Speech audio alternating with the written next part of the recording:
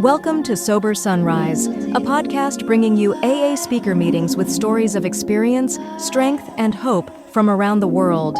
We bring you several new speakers weekly, so be sure to subscribe. We hope to always remain an ad-free podcast, so if you'd like to help us remain self-supporting, please visit our website at sober-sunrise.com. Whether you join us in the morning or at night, there's nothing better than a sober sunrise. We hope that you enjoy today's speaker. I make it a point never to try and put words in the mouth of another alcoholic. But having just met Robbie, I can imagine that at some point in time somebody may have told him to go to hell.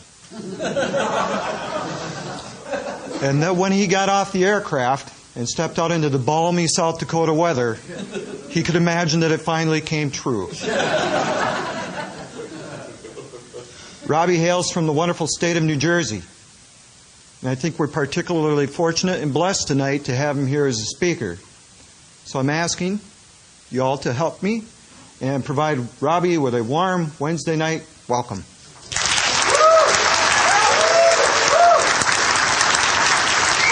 Good evening, everybody. My name is Robbie, and I'm an alcoholic. Let's try it again. Good evening, everybody. My name is Robbie, and I'm an alcoholic. There you go. Bring that right spirit into the evening.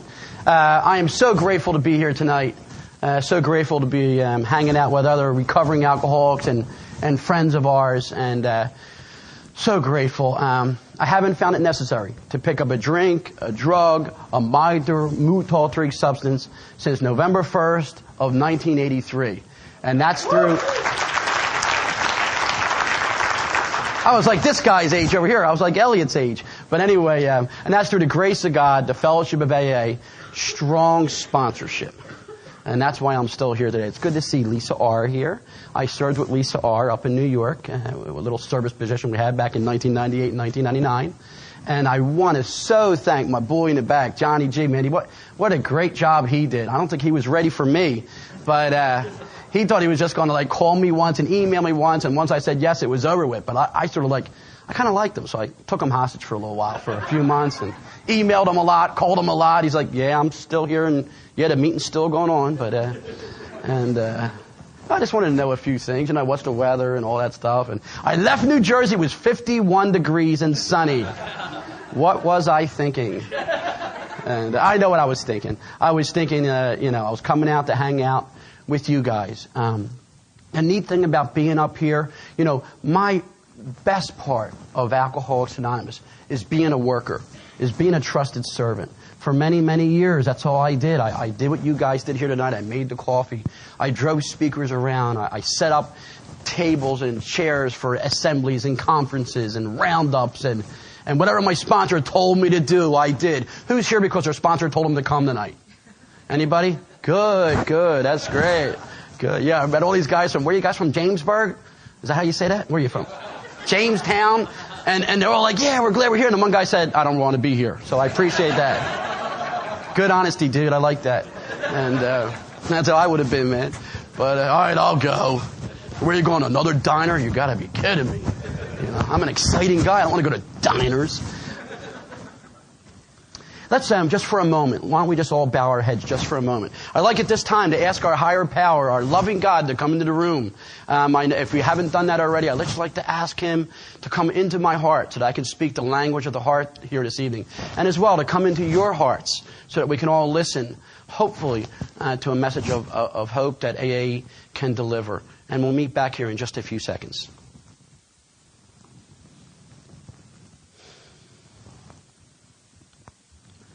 Thank you, everybody. It takes the pressure off of me. Now, hopefully, I'll speak the language of the heart that Bill W. talked about. I'm from Philadelphia, Pennsylvania, so I can speak the language of the gutter like that. Remember Rocky? Yo, Adrian, over here. Your sister's over here tonight. I like that. I can talk like that. I have no problem with that. I'm a Philadelphia Eagles season ticket holder. So if any of you guys are getting text messages about the game, just let me know. Go 7-3, or I'm okay with that. My birds are playing, and I'm a season ticket holder. I have a good time. I love sobriety. That'll probably come out tonight. Just the way I am. There's actually a lot of people on AA that don't like me. You know what I mean? Some sponsees that don't like me. And because I like to answer the bell.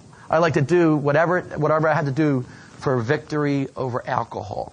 You know, and sometimes that means doing the mundane jobs. Sometimes that means sitting in smoke-filled rooms, at least where I'm from. Sometimes that means going to business meetings. You know, sometimes that means listening to a newcomer after a meeting, you know, instead of going home to my wife and baby. You know, sometimes it means whatever it has to take, you know, to stay away from that first fatal drink. Tonight, I really believe tonight I'm going to give you really God's story. Sometimes people say, I'm going to give you my story. Well, it's not really my story. Because my story would have ended up in a penitentiary or would have ended up dead somewhere in a gutter. You know, so really this is, you know, God's story took over on October 31st of 1983 when I asked to come into AA. You know, so hopefully that's what I'm going to give you here tonight. It's so cool because I don't have any big shotism. I really don't. Like, I'm one of those guys that I'm still amazed that people call me and ask me to speak somewhere. Every time they do that, I'm like totally amazed. I tell my sponsors, you know what I mean? And most important, you know, this is just another way of carrying the message. I just assume be home at my home group tonight with my guys. I belong to the Stagecoach group of Alcoholics Anonymous. We're from a little short town called Ocean View, New Jersey. All right. My group meets 5 times a day, Monday through Friday. And on Saturday and Sunday, we meet 6 times a day. We're serious. You know, you can't belong to my home group and say, I couldn't make it to a meeting today. You know, I mean, you could work, you could be in a great relationship and all. It don't matter. You could still make a meeting. You know, we got them from 10 in the morning till 10 at night. You can make a meeting if you need to make a meeting. And that's the way I drank. I drank and did all that other stuff all the time. I don't know about you guys, but there was never a bad time for a drink. Anybody can relate to that? Okay, the 2 Al-Anons, you don't relate. That's okay. But there was never a bad time for a drink. Just like there's never a bad time for a cup of coffee, man. My wife thinks I'm crazy. My wife's like one of those Al-Anon people, like just normal. You know what I mean? She doesn't really get sometimes. Like, I go to conventions and conferences, and I'm up at like 5 in the morning to go to the early bird meeting. She's like, what are you doing?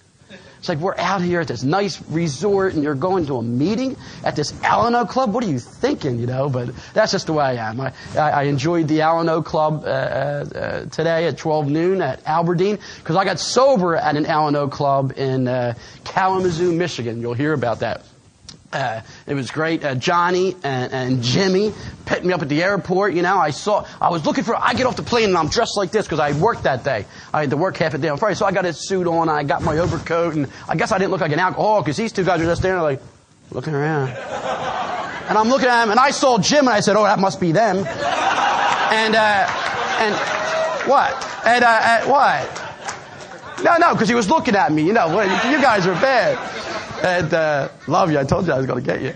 And so then anyway, I get into Aberdeen. I got to say that right. I got into Aberdeen. Is that right? At 10:30 at night. Was it 10:30 or 11:30 at night? Friday night. Long day in the office.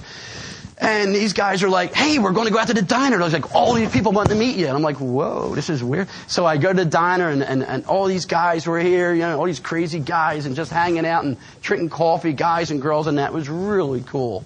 It really reminded me of my home group. So that was great fellowship. And finally, at about 5 o'clock this morning, I got to sleep. And man, we had like 12 pots of coffee at 11:15 at night. Wow, some things don't change, you know what I mean? But it's really been a great time. I want to thank the hospitality of everybody here, and it's so great to be here, carrying the message of Alcoholics Anonymous. This isn't my message. I have no axes to grind up here. I'm not one of those guys that have any statements to make that isn't already in my big book or in my 12 and 12. If you came here to hear anything profound, you might be in the wrong place. I belong to a fellowship called Alcoholics Anonymous, and it's perfect just the way it is. You know, my way was so bad, man. When I came crawling in here on October 31st of 83 on Halloween, man, I was drunk. I hated myself. I wanted to kill myself. I wanted to die and all. So who am I to try to change this deal? You know, it was working just good in 1983, and because I look at things through a new set of glasses, it's working even better today. So I don't think I'm going to ruffle any feathers here, unless you're not one of those people that really love Alcoholics Anonymous. Then you might not like me too much, and just call your sponsor. Get over it. I love what Bill says in our big book of Alcoholics Anonymous, and there is a solution. He says, we're like the passengers on a great ship liner. The moment after shipwreck, Okay, where joyousness, camaraderie, and democracy pervade the vessel. I think what Bill's saying is a lot of us were out there and we were beaten and battered by the storms of alcoholism. But then all of a sudden we land on this island called Alcoholics Anonymous. And isn't that great? Wouldn't that be great if Bill just ended that part right there? We made it here. Wouldn't that be great? Hey, did you drink like me, Don? Yeah, I did. Good, you're going to a meeting tomorrow? Yeah, you going? Yeah, I'll be there too. Could you imagine if that's all it was, that we just had a common denominator, that we were major drinkers and we ruined, our parents hated us and we drank away great lives and we did all the, wouldn't that be something? But that, unfortunately, Bill put another paragraph in there. And what he said is, that is only one of the powerful elements of cement that holds us together as we are here today. Our stories. I'm going to tell you my story. Okay? I'm going to tell you my story. But that's only one of the powerful elements of cement. That's the catalyst that gets us all here to meet together, to allow God to come into our lives somehow.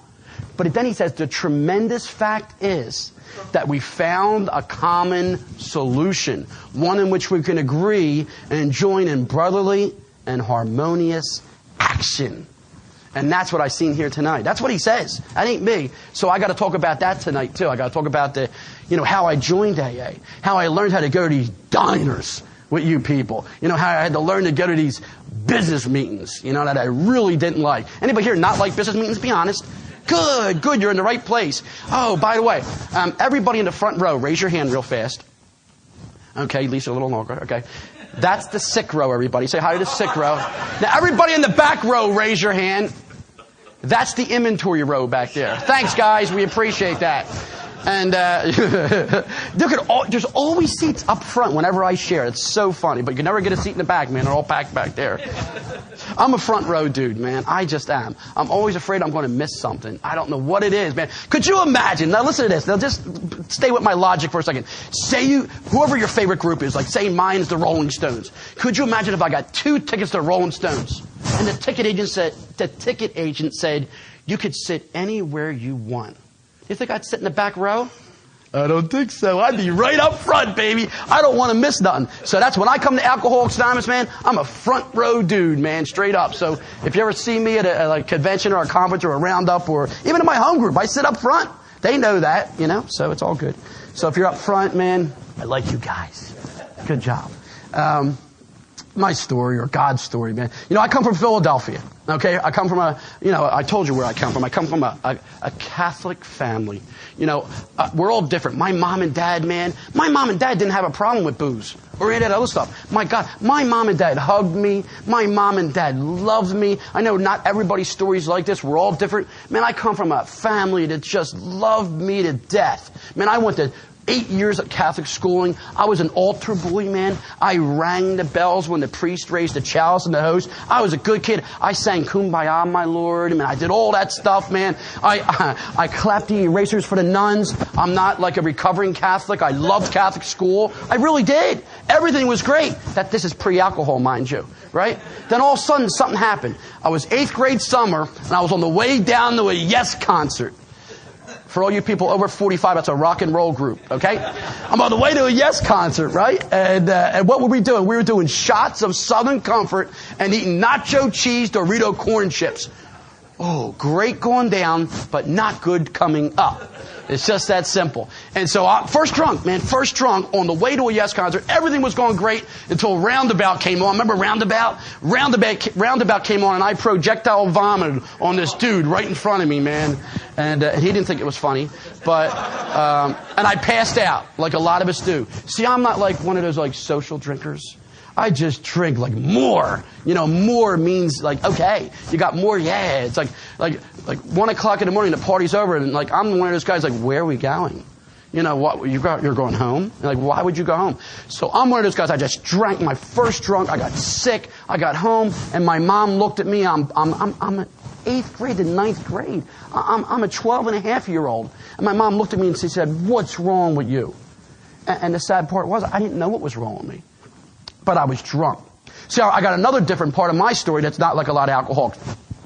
I fit in growing up. I was the quarterback on the football team. I was the shooting guard on the basketball team. I played shortstop on the baseball team. I fit in. On hockey, I was right winger, man. We played street hockey in Philadelphia. I fit in everywhere. I had friends out my you-know-what. I didn't have any problems. You know, some people say, oh, life was horrible. I never fit in. I picked up a drink and, not my story. I fit in. I had friends. Here's my story, though. Here's what happened when I picked up a drink. I picked up a drink, and I loved that effect. Can anybody relate to that? That's in the doctor's opinion. I drank for effect. So what did I have to do when I finally got here to AA? I had to get some effect from you people, and thank God you guys gave it to me.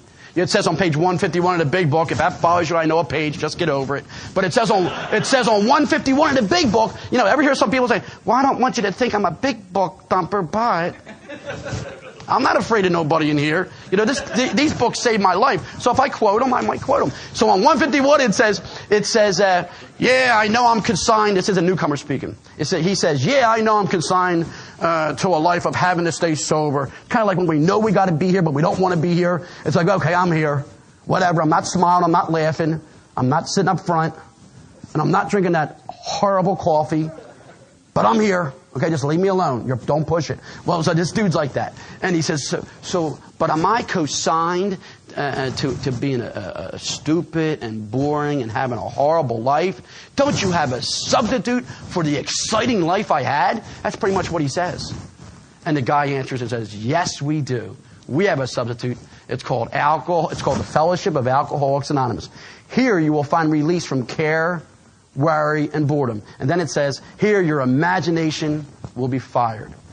I don't know about you guys. It took a while, but finally my imagination got fired. I started having fun staying sober, and I so needed that. I so love coming to AA, no matter where I'm at. And like last night, honestly, guys, when I came to that diner, what diner were we at?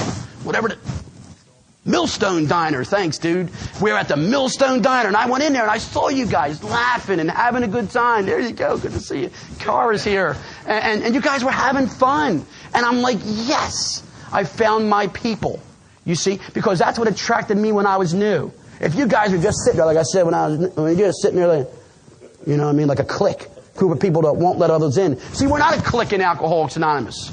You know, we're a bunch of people that if you come in like, hey, how you doing? Who are you? A lot of times you're like, we're a little too nice to newcomers. The newcomer's like, okay, leave me alone, okay.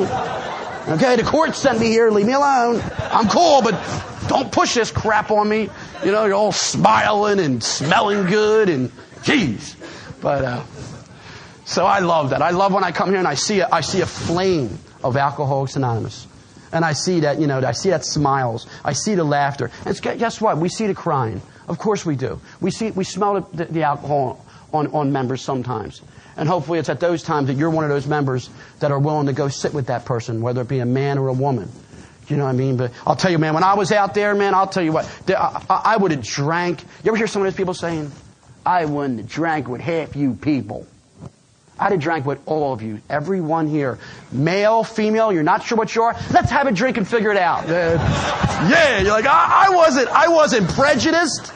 I drink with anybody, anyone, at any time, for any reason, all the time. And that's just the way I was. So I try not to be like that in here. I try not to be like, I won't go to that meeting, I try to sometimes I go to meetings and I'm like, oh, God, look who's here. And that's okay, man. We bring the right attitude towards AA.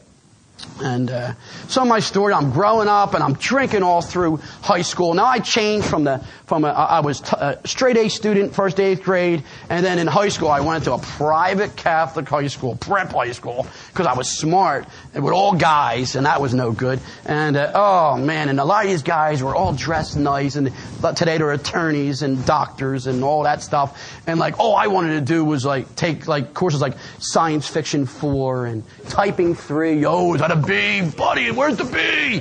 You know what I mean? I'm all drunk in class, man. I don't care. I don't care about trigonometry, physics, and calculus. I can't even spell that crap. I want to have fun because I'm drinking now. If you can relate to that. Now, if you're a newcomer and you're sitting out there, how about anybody working on, say, their first 6 months of sobriety? Anybody here? Raise your hand. Good. Good to see you guys. And I see some of you laughing. And usually I see somebody sitting out there like, when I speak. And that's okay. Because we understand. We know there's nothing funny when you're brand new. We know how you feel. 100%. I know there's nothing to laugh about. And that's good that you're here. And that's good that you feel that. You know what I mean? We've all been there. Don't give up. Don't quit before the miracle happens. Sometimes we think that laughter and cheerfulness make for happiness, it says in the big book. In our big book, Bill says, we are not a glum what? Lot. He says, we absolutely insist on enjoying life. Because if the newcomers could see no joy in our existence, why would they want to stick around? There's plenty of other stuff out there. There's plenty of unhappiness out there. There's plenty of irritability and restlessness and discontent right out there, back where we used to be. Right, Raj? Right? Right out there. Right, man. That dude sat next to me in the diner. Never do that again, will you? But the reality of it is, man, you know what? Today, man, it's okay to come here and to be willing to let AA come into your life, to let people come into your life. It's okay to be a little enthusiastic with sobriety. I got taught by a speaker that enthusiasm, the Greek root of enthusiasm is entheos. And entheos in Greek means the God within. So when you see an enthusiastic member, whether he's at work or whether he's a ball player or whether he's an Alcoholics Anonymous, he or she, it's because you're looking at their God. I'm sponsored by a guy named Reverend Ed M. from Davenport, Iowa. Okay? And one time, before he knew who I was and I knew who he was, he got done speaking. I'm bawling. I'm crying. I'm a crier. Sometimes I cry. And he just gave a killer message one night in New Jersey at our convention. I was a newer guy, had like 10 years, and I'm crying. Thank you. Afterwards, you meant so much to me. And I said, I felt your God. And he looked at me and he pulled me out and he says, you felt my God because that's what you were looking for. You see? And I like that. See, when I see in you your defects of character, when I see in you your shortcomings, when I see in you your flaws, I believe that's what I'm looking for. You see? Today I got taught in Alcoholics Anonymous. That's too easy. Stop looking for the flaws in Alcoholics Anonymous. Stop looking for the flaws in our parents. Stop looking for the flaws in the society at large. Look for what's right. It's a lot harder to do. But I'll tell you, when you're happy and you're joyous and you have a respect for other people's viewpoints and opinions, it makes us much more useful to others. That's in the big book as well. So in high school, I graduated. All right, I went down to a place called Wildwood, New Jersey. That's called Senior Week. We're all a parochial school Senior Week, and me and all my boys. Now I'll tell you what my buddies' nicknames were. I just could tell you I was a drinker: Bones, Lumpy, and Killer. All right, I was Weasel. What's so funny? So here it is. I had on my coat, Weasel on my coat. I just thought that was great. And anyway, so me, Bones, Lumpy, and Killer go down to the shore, right down to Wildwood, New Jersey for Senior Week. We're 18 years old. We're going to sow our wild oats. We're going to drink, right? And all our girlfriends go down. Now, my little girlfriend's name was Barbie. Okay. And Bones, Lumpy, and Killer, their girlfriends were all Barbie's girlfriends. And so I remember I went to Barbie's hotel room the first night, and I knocked on the door. And she said, come in. So I go in. Now, my hat's on backwards. I'm listening to AC/DC in the Walkman on the highway to hell. Remember that song, man? On the highway to hell. And I'm just on that road. I'm on that highway, man. I'm a drinker, and I'm just feeling no pain. I'm leaving a keg to go get my girl to take her to a bar. And she looked at me in the eye, and she said, sit down. Now, I don't know about you, but when you're in a jackpot, you kind of know it, even if you're drunk. You know what I mean? So I sat down. And I looked into that room, and 4 of her girlfriends were all peeking out. Now I'm thinking, this is not good. You know what I mean? You girls, when you support each other, man, that's not a good thing, man. You know what I mean? So, yeah, So I sit down with Barb, and she looks me in the eye. She's 18, I'm 18. And she says to me, Robbie, you drink too much for me. Now, you girls can all help me with the end of this, okay, please? And I'm going to have to go in a different direction. That's right. Who said that? Yeah, very good. You're very good. Yeah, good. And that's what she said. And I'm going to have to go in a different direction. And I said, now I thought about saying Barbie. We've had so many special times together. We've experienced a lot of things for the first time. We've been to the junior prom, the senior prom together. I really love you a lot. And I'm going to stop drinking this week for you. And instead what I said was, really? And I just walked away like a country song. Man, you know what I mean? And I walked away and I was downtrodden, man. I got back to Bones Lumpy and Killer. And I said, guess what? And they're like, what, dude? What's going on? And they're like, I said, Barb broke up with me. She's going to go in a different direction. And they were all like, yeah, great, man. That's awesome. Let's party. Now, if you're my age, if you're in your 40s, you remember Animal House? Yeah, man. And I was like John Belushi in Animal House. I'm like, cool, let's party, man. So a 4-year relationship in 4 minutes was gone. Why? My inner child? I don't think so. It was because of booze. I think for 1 sec, and we do it to our parents. Okay, we do it to our girlfriends, if you're a woman, to our boyfriends. We do it to our husbands, our wives, our kids. You know, anything that comes in front of alcohol anything in front of alcohol becomes a distant second, because alcohol's always up front. You know, and that's just the way it is. And we don't mean no disrespect. We don't, it doesn't mean we don't love you. It doesn't mean we don't care about you. It just means what we read and how it works. That fellow came up here and read how it works. You can help me with it if you like. I like getting you involved. It says, remember, we deal with alcohol. Cunning, baffling, and proud. Let's try it again. It says, remember, we deal with alcohol. Cunning, baffling, and powerful. And without help, it is too much for us. But there is one who has all power. That one is? May you find him now. Alcohol was so cunning, baffling, and powerful, I wasn't stopping for Barb. I wasn't stopping for the teachers. I wasn't stopping for the priest. I wasn't stopping for my mom and dad. And I wasn't even stopping for my little sister, because I'm drinking. It's just the way it is. And, sometimes you hear in the rooms about denial, and all that sounds good, but it's a little bit of a light word. Okay, what we talk about in our big book is delusion and illusion. There's a difference. See, denial means that you kind of know it's wrong in the back of your mind, but you're just denying it.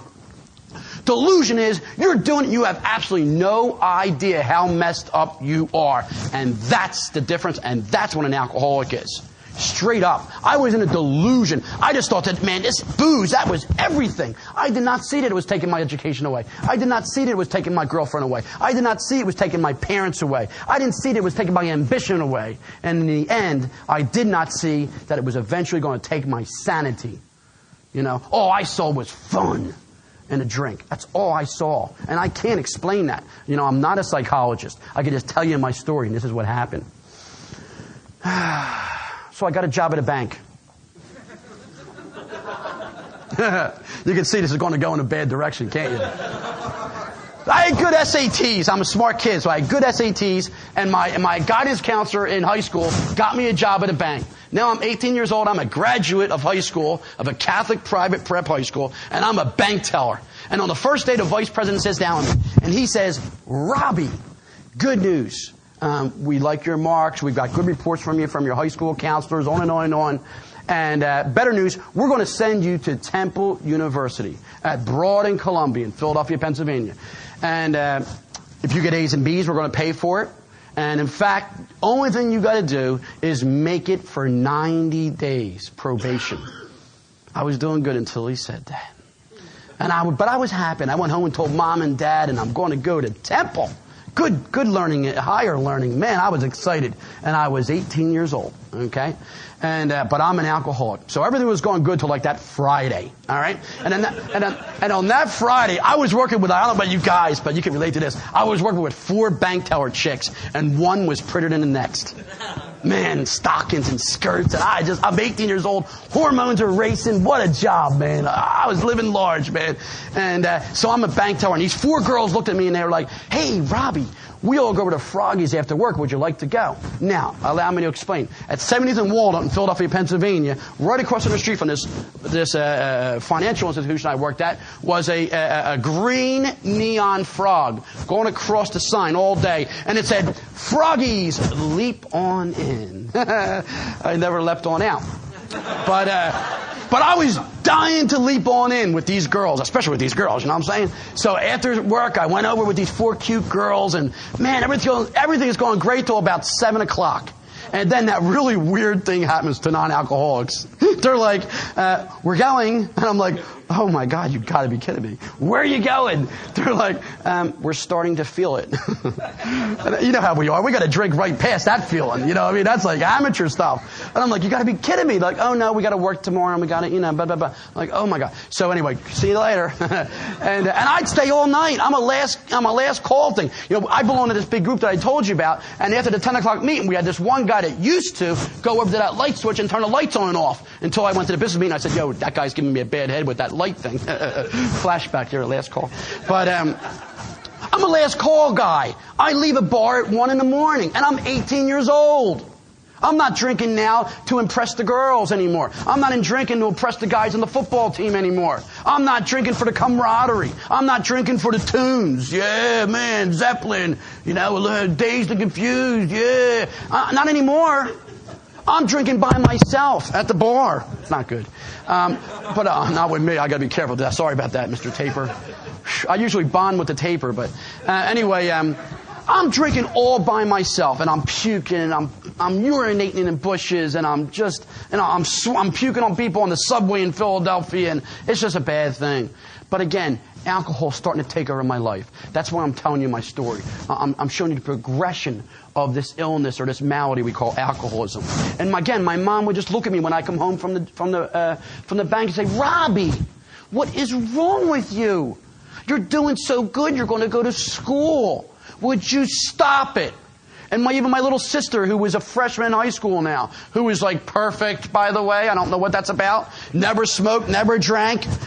Smoke a joint. Why would I want to do that, she said. I'm like, oh, I guess if I got to explain, I guess it ain't going to work. And she just never did nothing. Nothing. She's an attorney in New York, and she's a great girl. But even she would plead with me, Robbie, stop it. We all love you, brother. You're my big brother. Would you stop it? And as much as I want to, and perhaps I even would make a decision to do it every once in a while, alcohol was too cunning, baffling, and powerful.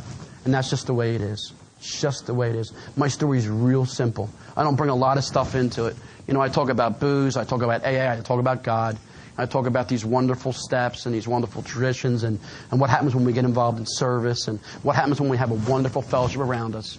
No new dynamics from this guy tonight. So I started giving myself gradual raises at the bank.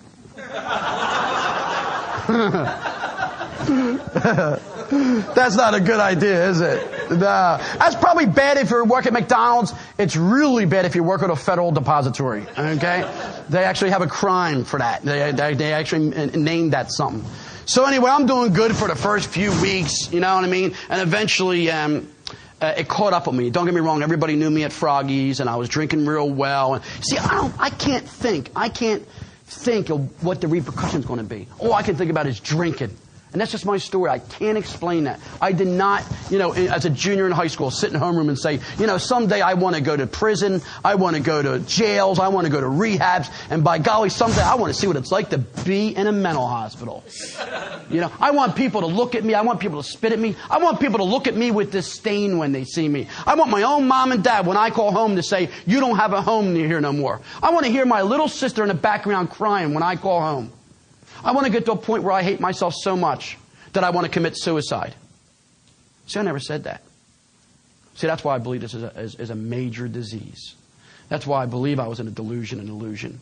See, alcohol never. If alcohol had told me that that's what it was going to do to me, and right up from the beginning, and just maybe I would have listened. I don't know, but I know that once I put it in me, man, there was no stopping. So one day I show up for work and I'm dressed like this and I'm ready to go to work and I'm happy, joyous, and free, man. I'm an alcoholic, boy, and I'm doing well. And all of a sudden there's two guys with hair like mine, but unlike me, they got guns on their side and handcuffs coming out their rear end. And they said, is your name Robert Walker? And here I thought it was at Temple Intake. You know what I mean? And I said, yes. And they said, hands against the thing, and they patted me down, and they were from the Federal Bureau of Investigation, okay? And it was going to be my first of many lockups.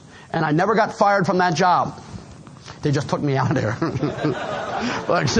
And so they took me out in handcuffs, and I went to a federal building, and I got a year. I got a year in prison at 18 years old. Okay, at that time, I had real light blue eyes. I had sandy blonde hair. Remember Bruce Jenner? He went away with the wings and all. I had wings. I had a good tan from Wildwood. That's good with the girls in high school. It's not good with the prisoners. Okay? Everybody that laughed hasn't been to prison, apparently.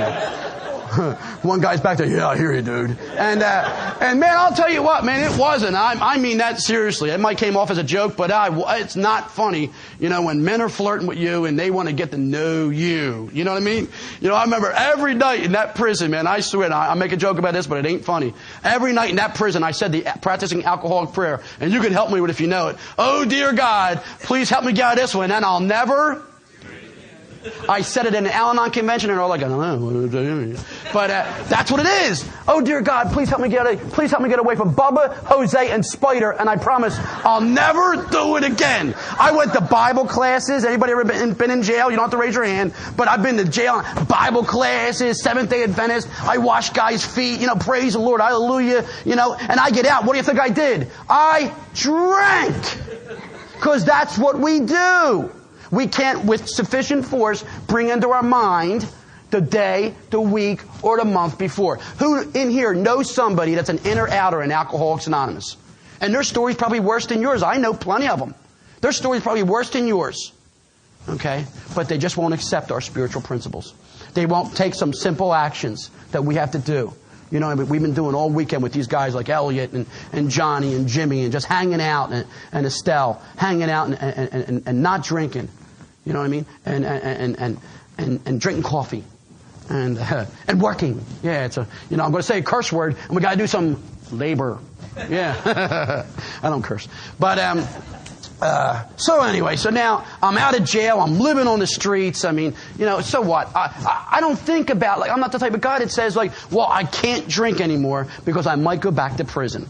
See, that just does not come into my mind. I find out different ways how to try to stay out of there, and I don't get a real job because all I want to do is drink.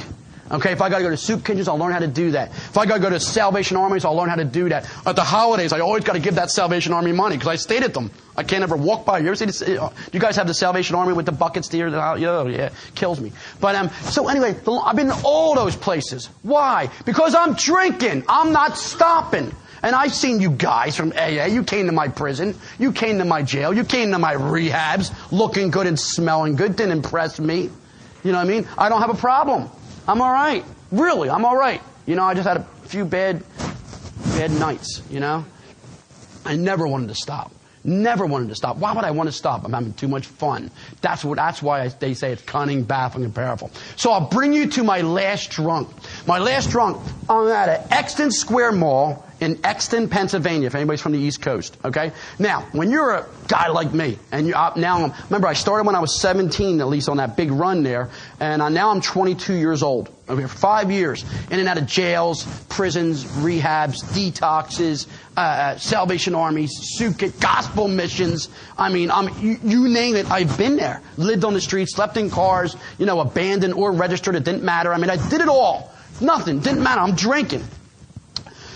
So you have to learn how to case out a joint at that point in your life if you're a criminal. What does that mean? That means you just know when they open, when they close, who has the money, you know what I mean?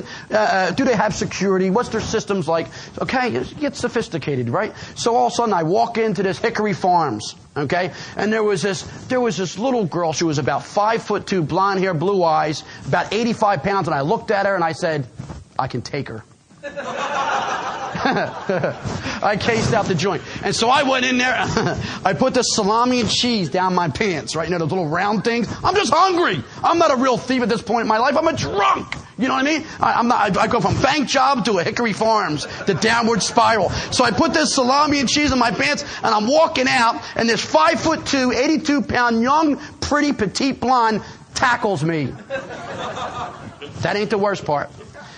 She held me down until the mall police got there. When I was a delegate, I mentioned to George Dorsey, a guy up there, I said, in the 4th edition, if and when it comes out, I think there should be a line in there. He said, what is that, Rob? And I said, I think it should say, if you've ever got locked up by mall police, you belong here. It didn't make it. But I got locked up by mall police, man. That's bad, man. You ever seen mall police? If you're one, I'm sorry. I spoke in San Diego, and the dude come up to me afterwards, yo, I'm a mall police, and I'm in AA. Get over it. That's not good. But you got to be careful. You're always going to step on somebody's toes. So anyway, got locked up by mall police, and now I'm in Chester County Farms Prison. Okay? Tough stop. If you're from up my way, tough stop. Real tough stuff. But now I'm an alcoholic. And I know how to do time. I know how to wear the boxers and the muscle man t-shirts and the shower shoes and play spades. I'm getting ready to beat these guys in poker afterwards. And, I know how to do all that stuff. I know how to have a smoke hanging out my mouth. I know how to talk that language of the gutter. I know how to hang out with my guys. Why? Because I'm an alcoholic. I ain't stopping. I'm going to learn how to do time. It's the way it is. So what? I think one of the worst messages we can give to alcoholics when they come into AA is when they come in and we say, you keep on drinking the way you're drinking and you're going to die. Very weak. Because when I came in, if you had told me that, I'd have said, when? When? Help me out. When? How about a better message? If you keep on doing what you're doing, you're going to live. And it's going to get worse and worse and worse. How about that? Much better message as far as I'm concerned. And I'll tell you what, ladies and gentlemen, at that point in my life, it was horrible. And I tried to fake it, and I tried to act like I was having a good time, and I really wasn't. When I would be alone at night in my cell, man, I'm telling you what, man, I cried myself to sleep. And I wondered what was wrong with me. How could I be 22 years old, 21 years old, and in this prison? What happened to me? Where did I go wrong?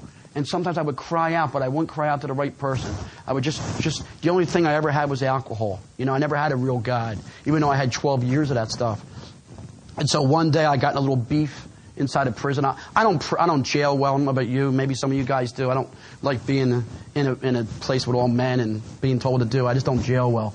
So anyway, I got in a little beef with a dude that was in there, and I ended up. When you get in a fight inside a prison or whatever, if you get in a little altercation, you a prison guard, you look like one. And when you get, you're like, yeah, I know. But when you get in a beef, you get put on maximum security. And so I got put on maximum security for stealing salami and cheese, go figure. And I'm on maximum security, God bless you, in Chester County Farms Prison. And I had a beef with the correction officers. I just didn't like them. They're my jailers. I don't know about you. I didn't like bosses. I didn't like authority figures. So I did some inappropriate things. It says in How It Works, we share in a general way. So I did some inappropriate things with these prison guards at Chester County Farm Prison. And the next thing you know, they bum rushed me. They opened my cell up. They beat me within an inch of my life. This is the end of my story. And I ended up in the hole at Chester County Farms Prison. Now, the hole inside a prison, if you're taking criminal justice, you'll find out. The hole is just a hole in the floor in a prison cell. And that's all that's there. And that hole is to defecate in and urinate in. There is no toilet paper. There's no rack. There's no sink. There's just a hole in the floor. And it's always in the dungeon, or it's always in the basement of a prison. And each and every prison in the world, as far as I know, has one. And that's where I ended up because of my drinking. Okay? It wasn't because I was a bad guy. It wasn't because I saw wrong things when I was a kid. It wasn't because I was abused. It's because I drank booze. That's why I drank booze and I didn't want to stop it. And for a guy like me that drinks, something crazy stuff happens. And it's just my story, and I know you guys can relate to that. And inside this hole, I did the only thing that I could do. It says in our big book, there's going to come a time in our lives where the only thing, okay, between us and a drink, it might not be a sponsor, it might not be a meeting, okay, it might not be a loved one. You better have a God, okay? And get one. May you find him tomorrow. No, may you find him now. That's what it says in How It Works. And I'll tell you what, I didn't have him. And when it came time and I needed him, and I just hated myself so much, he wasn't there. All I had was booze. And if you're like that, if you're one of those people that all you got is booze, there's going to come a time in your life, and it might not be tonight, and it might not be next week, and it might not be next month, and it might even not be next year. It might be 5 years from now. God bless you if you've got to go through this. There's going to come a time in your life where if all you got is booze, you're going to probably die. It ain't going to say that in the paper in the obituary, but you're going to probably die. And what happened was this guy put a tray into my cell, and he said, "Chow." And I was, again, naked, beaten up by these guards. because of stuff I did. I did a fourth and fifth step. I knew what part I played in that. And I got this food, and I'm just crying in it, and I took this spork, and I cut my arm up and down, right here. I still got the scars. And I wasn't trying to get anybody's attention. I didn't want to, I wasn't trying to get out of the hole. And I passed out. And as far as I was concerned, if I had passed into the ages, at that point it would have been okay. See, alcohol had won the battle. When I needed something the most, and when I needed John Barleycorn the most, you see, he just wasn't there. Unlike a God. And when I woke up in the infirmary at Chester County Farms Prison, I remember being tied down to the bed. This is my story. And I had cameras on me. And I was shaking like a leaf.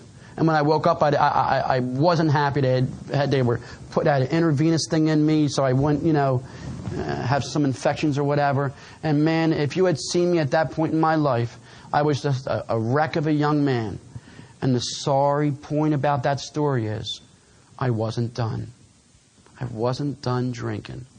See, there's not an alcoholic today in Alcoholics Anonymous or a human being alive that can convince me that alcohol is not cunning, baffling, and powerful. Because I know it is firsthand. I don't debate that with no one. You hear my story. It's that simple. And when I got out of that institution, I continued to drink. They took me out of that institution and took me to a state mental hospital called Haverford State Hospital. And in there, I know what it's like to be held down by orderlies and have stuff shot in my rear end in rubber rooms.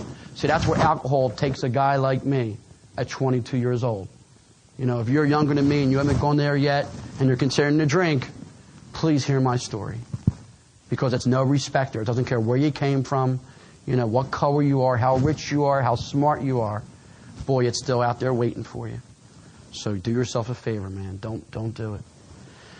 And one day, I woke up in a drunk in Kalamazoo, Michigan at 22 years old, and you guys had planted the seed. As much as I hated you, the way you looked with those jackets and those ties and those pins and those shoes and the hair nice, and you smelled good, and you looked good, and you sounded good. I hated you. And one day, but I knew you were there because you kept on planting that seed. Don't ever stop. All you people that carry the message into jails and prisons and rehabs, you might think you're not helping nobody because there's a lot of guys in there smoking and joking and girls. But don't stop it because there's guys like me in there listening to you and storing it. So when I finally, in Kalamazoo, Michigan, looked up into the heavens and I did the AA entry prayer, I said, God, please help me. I know you're up there. I heard from your apostles or your saints or your messengers, your AA people. I knew you were up there. I knew you're here. And I don't know what happened to me, ladies and gentlemen. It was October 31st of 1983, but I just knew I had to go to AA. And I knew if that didn't work that I was a goner. And I went to the Alana Club on 933 South Burdick Street in Kalamazoo, Michigan. And I walked in there. And I asked them if I could have a cup of coffee, and I didn't have any money. And they poured me a cup of coffee, and they gave me cream and sugar. And they said, sit down. And I sat down, and whoever would listen, I cried to them. And I told them how I was doing, and how I know I can't make this. My mom and dad don't want me around. Nobody wants me. Nobody out there wants me. And I don't know what to do. I can't even think right anymore. I just hate myself. And they said, we understand. You're in the right place. Well, for some reason, I stayed sober for 3 months. I was working step none. All right? Whew, that's tough. When you're working step none, it is tough. By the way, if you're new, we got 12 steps.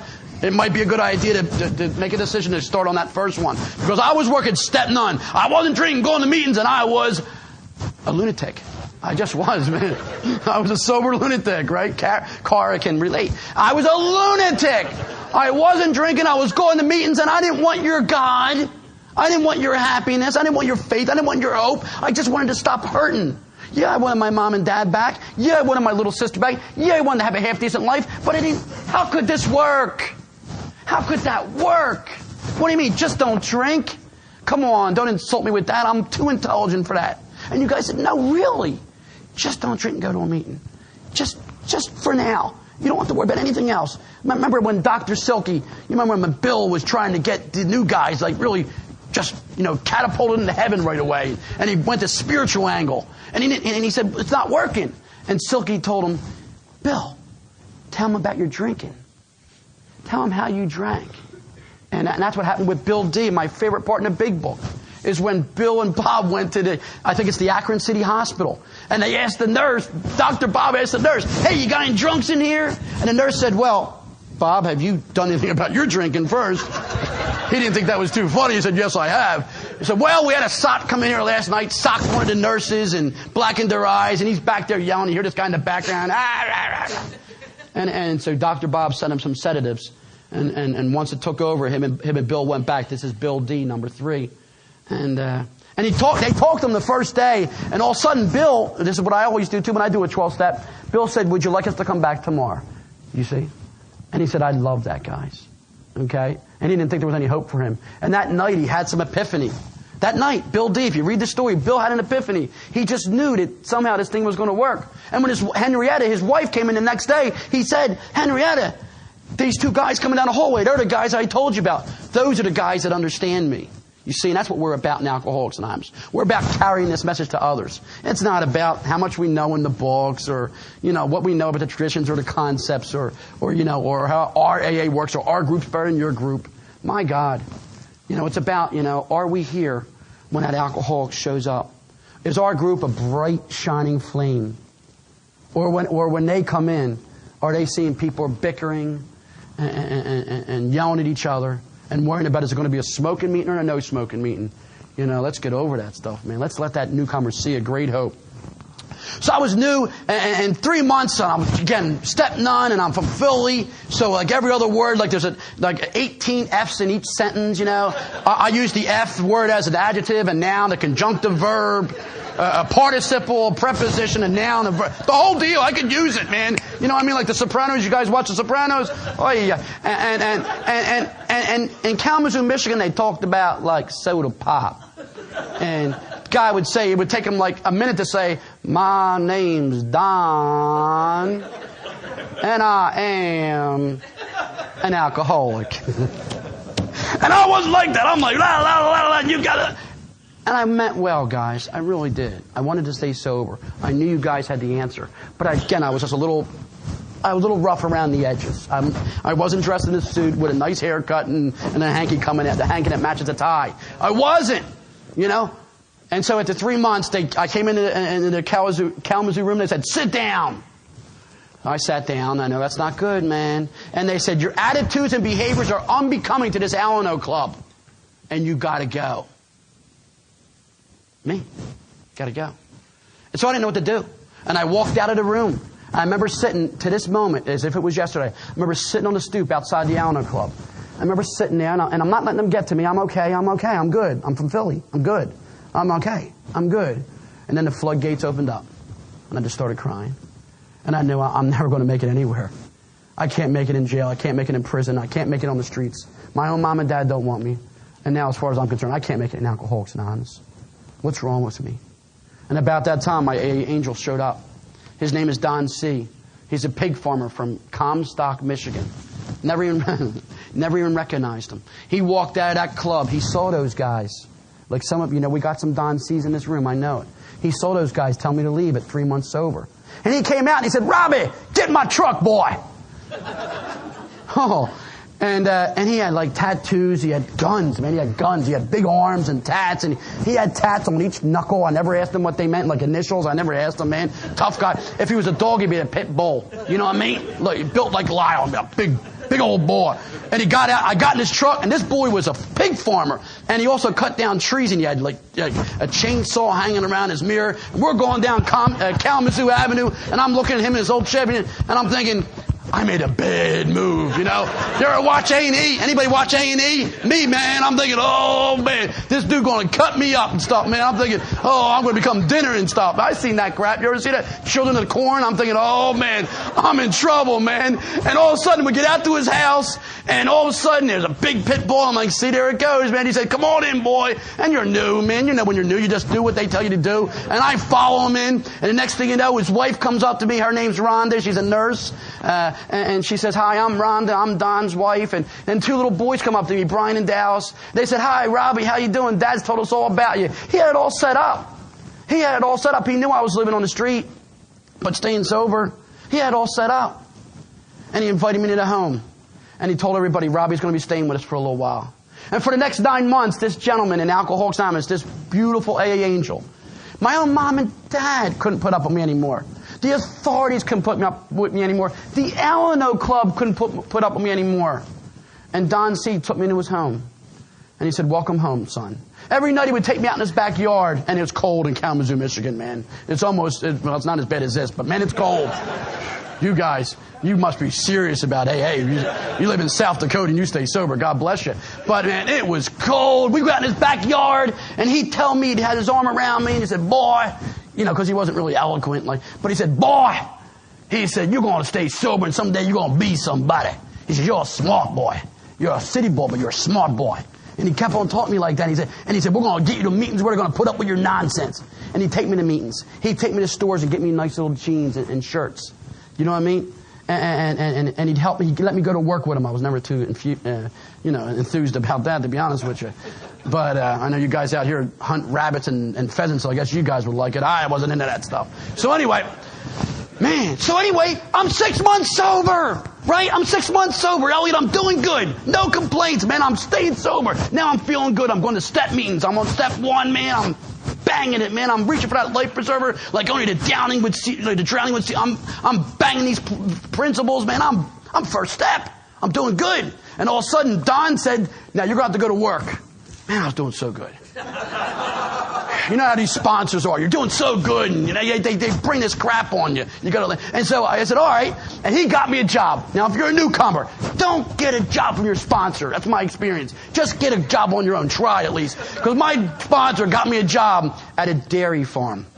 Now, I'm 6 months sober. I'm from Philadelphia. I like milk. I never wanted to get this involved with it. You with me? So I'm 6 months sober. My sponsor said do it, so I did it. I'm a good AA member. That's why I'm here today. So I go to this farm. I show up at 5 in the morning. You farmers, any farmers in here? God, oh my God. God bless you guys. You guys really work. And I got there at 5 in the morning. So I figure, and they said, ask for Claire. Now I'm new in AA, probably haven't had sex in like 2.5 years. With somebody else. And all the new guys are like, oh, I don't do that crap. Sorry, guys. But anyway, so I'm thinking I'm going to be Claire. You know what I mean? I get there and I show up, and there's this guy with red hair and 3 teeth. He said, I'm Claire. You the new guy?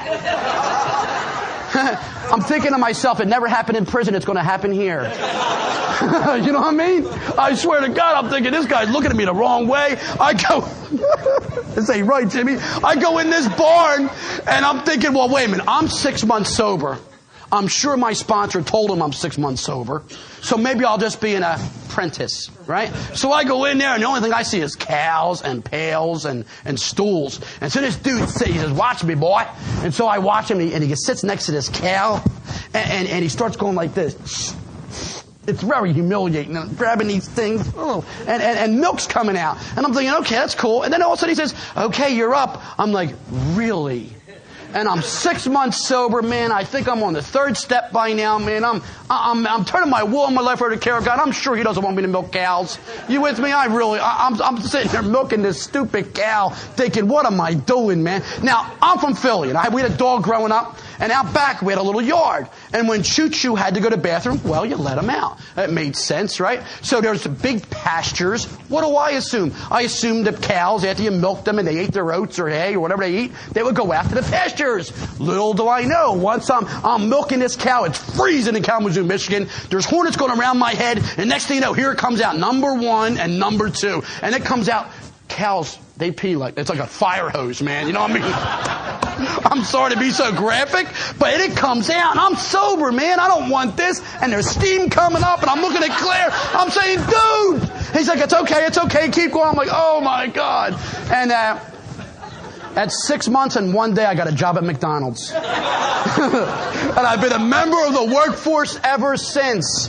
And I love it. And that's some of my early sobriety, man. I will tell you, in a year of sobriety, I came home and I turned myself into the authorities in Philadelphia, Pennsylvania, because of an outstanding burglary I had, and I was 1 of 4. And I did that 9th step. I made a direct amend to the Philadelphia Police Department. And I went into a prison for a year in the House of Correction. I did a year flat. And when I got out with 3 years of sobriety, I haven't looked back. Man, I walked my time off and I did the next right thing. So I got a federal police record. So there's some things I can't do. I sponsor an attorney. Trust me, if my record could be expunged, it would have been. It can't be. I sponsor a guy that has his own firm. There's nothing you can do with some certain federal offenses. When you take money from the federal government, they don't say it's okay, just keep going. So in early sobriety, there was a lot of things I couldn't do. I'm from Jersey, okay? I moved down to Philadelphia, didn't want me back, so I moved to the next state down, Jersey. And so I couldn't work in the casinos. We have big prisons. I couldn't work in that. That's a federal place. And so finally, one day at 4 years of sobriety, I got a job at what I do today. I know you would have never guessed it, but I'm a car salesman. I do our ads on TV. I know you would have never known that. But and I liked it. I liked it. You know, I don't steal his money. I don't steal our cars. I used to steal cars before AA, but I don't steal cars today. I sell them. You know, I have a great. I got all over Southern New Jersey. They come and see me. You know what I mean? There's people, when I come in on Monday, there'll be messages on my machine. Hey, Robbie, hope you had a good time at the convention. I'll be in tonight, you know, or whatever. It's just the way it is. And I love what I do. I've been there for 18 and a half years. You know, they like me. They talk well about me. They send me away to like Dale Carnegie stuff. And I train the new guys and girls. You know what I mean? They always bring my name up, usually for good things. You know, that is sobriety, and I just love that. So it's 6 years of sobriety. Man, I'm in AA now, man. I'm one of those guys, I do hackathons. You know what I mean? My name's on the board. You know, if it's a pig roast, I'll turn the pig. Whatever you guys want, man. I'm an AA member. I don't want to drink. I'm willing to do anything for victory over alcohol. And it's 6 years sober. But there's one thing I haven't done yet, and that was to get back with my loving parents. You see, I did a lot of damage. It says the road ahead, there's a long road of reconstruction. And we got to get down to that fourth and fifth step. And it's not fun. If anybody's ever did a fourth and fifth step, it's not fun. It's a lot of work. And so it's time to do the fourth step. And my sponsor said, you can do it. I want you to call your mom and dad. I said, no, I've called them a few times. And I wrote some letters, and they know I'm okay. They know where I'm living. They know I'm doing pretty good. They know about my new girlfriend, whatever. They said, no. I want you to call your mom and dad, and I want you to ask them if they're willing to let you come home. And I wasn't willing to do that. I was too embarrassed. I was too ashamed of all the things I had done to them. I knew that I just couldn't do it. I was just so ashamed, and I just couldn't do it. And I don't know what that's about, but I kept staying sober. And one day I finally did. On December 20th of 1989, I called home. And my mom answered the phone, and she's the most loving woman that you'd ever want to meet in your life. She says, and she's still alive today, and she's awesome. And I said, Mom, hi, it's your son. She says, hi, Rob, how you doing, son? I said, I'm doing good. She says, yeah, I've heard a few things. He says, good, I'm glad you're doing well. How's the car dealership? I said, oh, it's going great, Mom. Got a new Mustang and all. I'm doing good, man. She said, it's great. And I prayed, and I was praying, man. I knew I was going to ask it. I couldn't do it. And I finally said, Mom, would you mind if I came home for Christmas? And there was a silence at the other end of the line, just like there is now. And I heard her breathing in and out. And she said, son, we were just waiting for you to ask. And on December 25th of 1989, I went home to my parents. I hadn't seen them in probably 10 years. I had been inside of jails and prisons and rehabs and mental hospitals and living on the streets. And yeah, I'd been a good member for 6 years in AA, but I just hadn't gotten to that part of my fourth step yet. And when I went home on December 25th of 1989, my mom and dad opened the door. I met my sister's, my brother-in-law for the first time. My sister, last time I had seen her, she was 12. And now she must have been 20, 21, 22 years old, and she was married. She turned into a beautiful woman. She hugged me. She was so grateful to see her big brother again. My dad went upstairs, and he came down with a whole bag of gifts. And inside that gift was an Eagles jersey with my name on the back of it. And he kneeled in front of me and said, son, welcome home. I don't know what this deal that you're in is about, but welcome home. We're so glad to have you. See, he gave me that ticket at 6 years of sobriety to realize that I don't have to be afraid of making amends. I don't have to be afraid of doing these things that you guys say to do, these simple set of rules or principles. And after that, man, life just took on new meaning, man. I started becoming a big brother. I started becoming a son. And next thing you know, I was at one of these AA weddings. You ever go to a wedding where somebody's getting married and everybody there's in AA and everybody's happy and, you know, everybody's trying to throw the guy out of it, whatever. But it's a good wedding. And that's a joke. And the next thing you know, there's my future wife. But I didn't know it. There's this young girl. She's 15 years younger than me. There's some hope for the new guys. And Her name's Bunny. So, and I was hot on her, don't get me wrong, but I didn't think she was going to want me, I was, 33 years old. I'm an old guy at this point, whatever.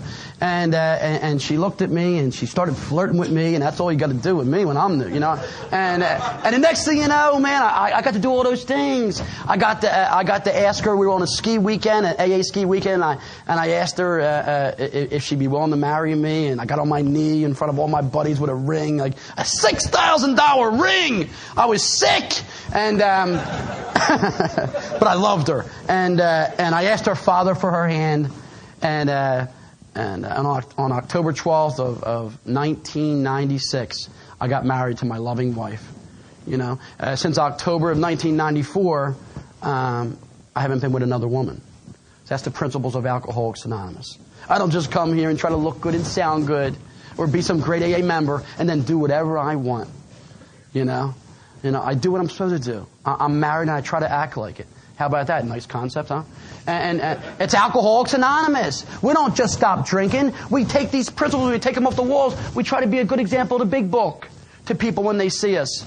We try to give hope, to people that this thing can work, that you can actually work this program in all your affairs. The 12th step, the joy of living, the 12th step. Practice these principles in all our affairs.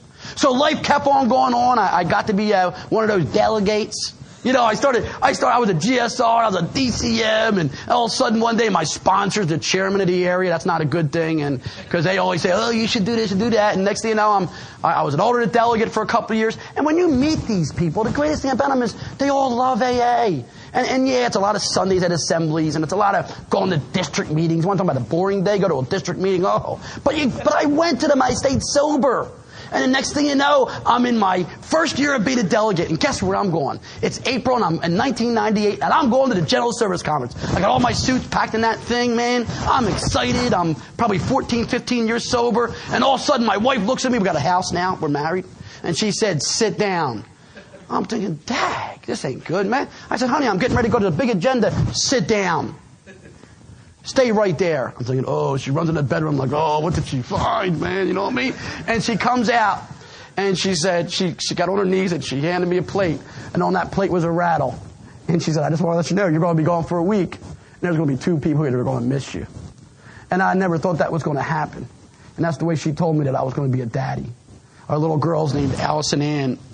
Her picture's right in my big book, all over my big book. I'm a little weird. And I went out to the General Service Conference that year on a Monday night. I don't know if you were a delegate in 98, 99, but in 1998 they had a shower for me Monday evening in a big room like this, the whole General Service Conference. Gary Glynn and all those guys up there, and Greg Muth, and they had a shower for me, that gay chick thing you girls do, you know what I mean? Like they gave me gifts and books because I'm having a baby. I didn't get it, but the neat thing about it was I got to experience this kind of stuff. I remember when my wife was coming out of the hospital with they put her in a wheelchair, and she's got my little baby girl, Allison Ann, in her hands. And I remember I'm trying to take a picture, and finally the nurse said, honey, give me the camera. And she said, get in the picture. So we got this picture on our wall. My wife and baby are like this, and I'm crying my eyes out like a real wimp. But it's just the way it is, man. It's what happens when we stay sober. So if you're new here, how am I doing, Mr. Taper? Where am I at? About 60 minutes? Usually about this point. How am I doing? Oh, okay, we want to wrap this up. So anyway, I'm having too good of a time. It's warm in here. No, anyway, so the lawyers, let's try to close this up. Life has just taken on new meaning. But guess what has never changed? What has never changed is my enthusiasm for helping the newcomer. I don't care about this stuff. This is great. If it stops tomorrow, about coming to, don't get me wrong, I love this, coming to other areas and meeting new people, meeting new friends for life. I know I'll meet you guys again as we trudge the road, probably at internationals or wherever, or at other conventions when I come back this way, or when you come my way. But the reality of it is that we get to meet new people. We get to meet people that we can tell you guys, this thing really works. I know sometimes we don't always convey that because we're in our heads and we're living and we're going through relationships and we're going through college and we're going through things. But this thing really works. It really works. I like to end with a story. About this little boy. This is a new one. This ain't from my story you know, dude. This is about a little boy named Bobby. And Bobby lived with his parents out in the country, kind of like, out there somewhere in like Montana or whatever, South Dakota. So anyway, he's out in this little country with mom and dad, and mom was out working on a Saturday afternoon, and he's just with dad, and dad made him a nice big watering hole in the back, a nice big little pond, and Bobby liked that. He was a guy, he was a boy, he was 10 years old, he liked to fish and shoot pheasants and all these things you guys like to do out here and just go out but he could never go out with his father's permission. So one day his dad's out in the garage doing things that dads do, making stools or doing something, and all of a sudden he hears Bobby out in the water. And he's not supposed to be out there without permission. And so all of a sudden his dad says, jeez. And he goes out and he says, Bobby, come on in. And all of a sudden, he sees the alligator. He sees the nose coming towards Bobby. He's like, oh my God, Bobby, a crocodile, let's go. Now Bobby says, oh no, man, Dad, he knows something's wrong. He doesn't know what's going on. But he starts swimming towards his dad. He knows he's in trouble. He says, come on. His dad's at shore. Come on. And the crocodile's getting closer and closer to this kid, right? Little Bobby. His dad said, come on. He's trying to grab him. Next thing you know, a hunter's going by, a farmer's going by, a guy like Lyle's going by. And he sees what's going on. And he stops his pickup truck, grabs his rifle, and starts running towards the shore, seeing what's going on. Just about the time the hunter gets ashore, and just about the time that Bobby grabs onto his dad, grabs onto his arms, all of a sudden the crocodile comes up behind him and grabs him by the rear end and by the front of his legs. And he starts trying to pull him back out to the water. At this point, his dad's got him by the elbows. And he's trying to pull him back to shore. And finally, the farmer's looking, and he's looking, and he grabs him, and he grabs that gun, and he goes, pow! And he hits the gator right in the side, and the gator goes down. And Bobby is just mangled. I mean, his legs are hanging off, and his dad still holding on. His dad's hurting, and the farmer calls the medic, and the EMTs come, and Bobby gets taken to the hospitals, cameras, it's all throughout the papers. For weeks and weeks, the poor kid's getting skin grafts and going through tremendous pain. Finally, a couple months later, he's finally home, and his dad agrees to a little interview with his son. And the Gazette comes over, the local Gazette, the South Dakota Gazette comes over. And there they are, and they're interviewing Bobby. And Bobby's the hero, and he's on TV and everything. And finally the reporter says, and the cameras are on him, and says, Bobby, can we see your scars? And they know he's scarred for life. And all of a sudden he pulls down the blanket. Oh, and it was just an atrocious sight, folks. And you could see the scars that the gator had left, and some of his legs weren't there. And it was just, it was atrocious. But it was healing, and he was just a strong, courageous boy. And all of a sudden they said, okay, turn the cameras off. Thank you so much, Bobby. And they started to leave. He said, excuse me, sir. Can you turn the camera back on? Okay, Bobby, well, we're really, yeah. He said, no, sir. Please turn the camera back on. You said you wanted to see my scars. And he took his shirt off. And he went to the back. He said, I want to show you the scars in the back. Let me fix that. I got a little too graphic there. So he took his shirt off, and he turned around. He says, I want you to see the scars on the back of my back. And you could see 4 or 5 fingerprints coming down his back where it just had dug in 2 or 3 inches in his back. He said, that, guys, and the cameras are rolling, that is where my father wouldn't let go of me. That crocodile was so strong, it hurt so much, but my daddy would not let me go. And ladies and gentlemen, I say to you, if you are sitting here tonight, I don't care if you got 2 days or 7 days or 17 years, please realize the only reason that I'm here and the only reason you're here is because your Heavenly Father would not let go of you. You see, when you were out there and you didn't care about nobody or nothing, not even your own parents, not even yourself, when you didn't care about anybody, and you were doing whatever you had to do to get another drink, your God loved you madly, every single second. Don't you ever get so down on yourself that you want to take your life. Don't you ever get so down on yourself or hate that God, because all He did the whole time, just like in Footprints, is He loved you madly.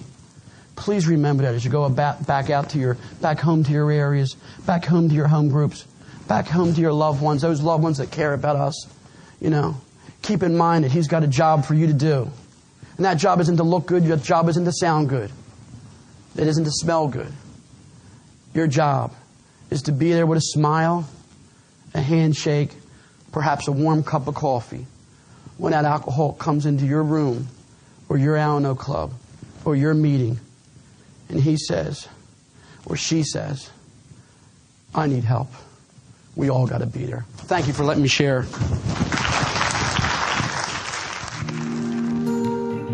Thank you for listening to Sober Sunrise. If you enjoyed today's episode, please give it a thumbs up as it will help share the message. Until next time, have a great day.